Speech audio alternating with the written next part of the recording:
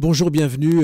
Vous êtes là depuis... Allez, je regarde ma montre depuis au moins un quart d'heure à attendre que l'image arrive sur votre écran et vous avez eu raison d'attendre. Mais là, nous sommes avec Franck Ferrand pour vous entendre, pour écouter vos questions et pour parler avec vous, Franck, de votre passion avant tout, de ce que vous connaissez mieux. Vous êtes l'un des historiens aujourd'hui, des meilleurs de sa génération et je le dis devant vous et vous allez l'entendre ce soir. Il a une mémoire exceptionnelle. D'ailleurs, ça pourrait être une question. À quand remonte votre passion pour l'histoire ?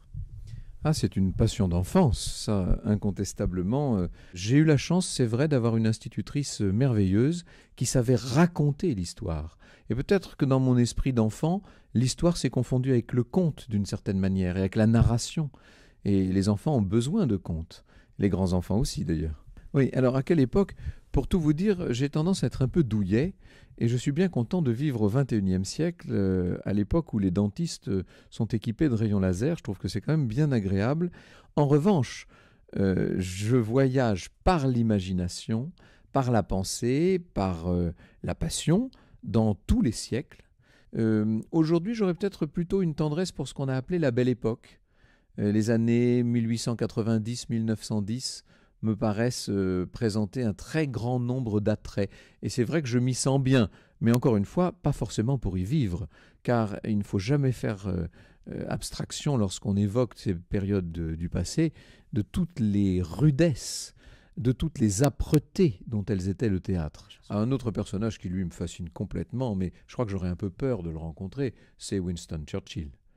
Je ne sais pas ce que je donnerais pour peut-être un bras pour aller passer quelque temps. Pourquoi un peu peur? La taille, ce qu'il représente, oui, pas simplement cette présence physique, mais aussi cette rapidité intellectuelle. Vous savez, j'ai eu la chance dans ma vie de croiser un certain nombre de très grandes figures.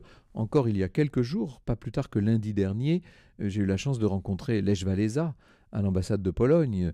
Et c'est rien que d'en parler, vous voyez, je suis un peu ému parce que ça a été un moment merveilleux. Voilà un homme qui est d'une force, d'une lucidité, d'une présence, d'une énergie. Je suis rentré chez moi, j'avais envie d'abattre des montagnes, alors que d'habitude, quand on rentre chez soi le soir, on est plutôt un peu abattu. Bon, je sais que lorsqu'on rencontre des très hautes figures de ce genre, le regard qu'ils posent sur vous a toujours quelque chose d'un peu effrayant, comme si c'était un énorme miroir grossissant.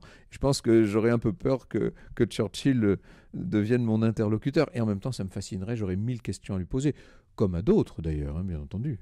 Êtes-vous confiant sur l'avenir de la France? Non, pas du tout. Mais ça, alors là, ça nous entraînerait très loin. Je ne veux pas transformer cet échange en meeting politique. Des parallèles avec d'autres époques, peut-être? Ah oui, beaucoup. Oui. Beaucoup.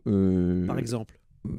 Je parlais de la chute de l'Empire romain. Il y a une décadence qui est encore plus frappante parce qu'elle nous parle davantage, à mon avis, et bizarrement, on n'en parle jamais. C'est la chute de l'Empire byzantin.